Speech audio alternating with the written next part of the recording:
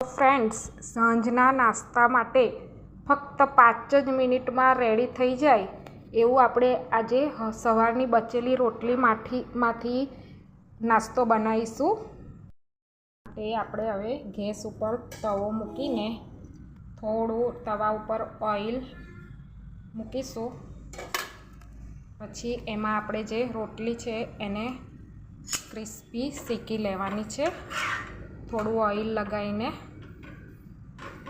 બંને બાજુથી થોડી ક્રિસ્પી કરી લેવાની છે. બંને બાજુથી આવી રીતે થોડી ક્રિસ્પી કરવાની છે. જુઓ, આપણી રોટલી ક્રિસ્પી થઈ ગઈ છે. હવે આપણે ગેસની ફ્લેમ ઓફ કરી દેવાની છે.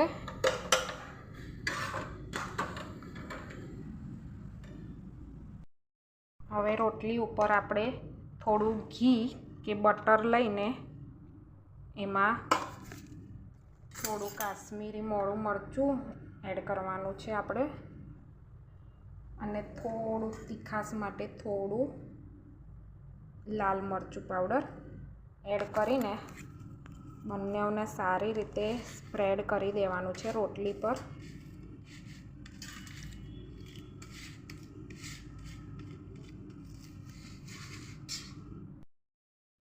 આ રીતે મરચું સ્પ્રેડ કરી લીધા પછી હવે આપણે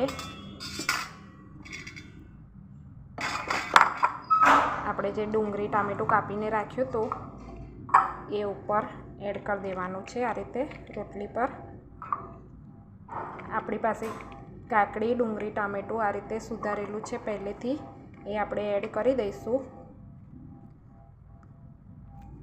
હવે હું એની ઉપર થોડી ઝીણી સેવ એડ કરું છું. તમે કોઈ પણ નમકીન ઉપર એડ કરી શકો, જેમ કે ચણાની દાળ છે નમકીનમાં, મગની દાળ છે, તમને જે પસંદ હોય એ આ રીતે ઉપરથી તમે એડ કરી શકો. ઉપરથી થોડા ધાણા નાખ્યા છે મેં. હવે લીંબુનો રસ એડ કરી દેવાનો છે ઉપરથી. થોડો લીંબુનો રસ એડ કર્યો છે. પછી ઉપરથી મેં ચાટ મસાલો અને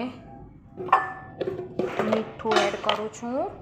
સ્વાદ મુજબ મીઠું આપણે એડ કરી દેવાનું છે. અને ફરીથી ઉપરથી થોડો લીંબુનો રસ અને ઝીણી સેવ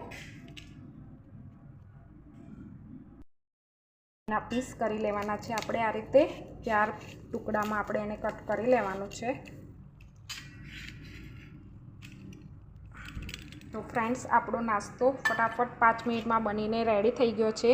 તમે પણ ચોક્કસથી ટ્રાય કરજો. આ રેસીપી ચોક્કસથી તમે ટ્રાય કરજો. એકદમ પિઝા જેવો ટેસ્ટ આવશે. ખાલી ઘરમાં રહેલા આપણા ઇન્ગ્રીડિયન્ટ્સથી બની જતો આ નાસ્તો એકદમ ઇઝી છે બનાવવો. ખાલી ને ખાલી માત્ર ડુંગળી ટામેટાથી રેડી થઈ જતો આ નાસ્તો તમારા બાળકોને ખૂબ જ પસંદ આવશે. મને તો બહુ જ ફેવરેટ છે. તમે પણ ટ્રાય કરજો ચોક્કસથી.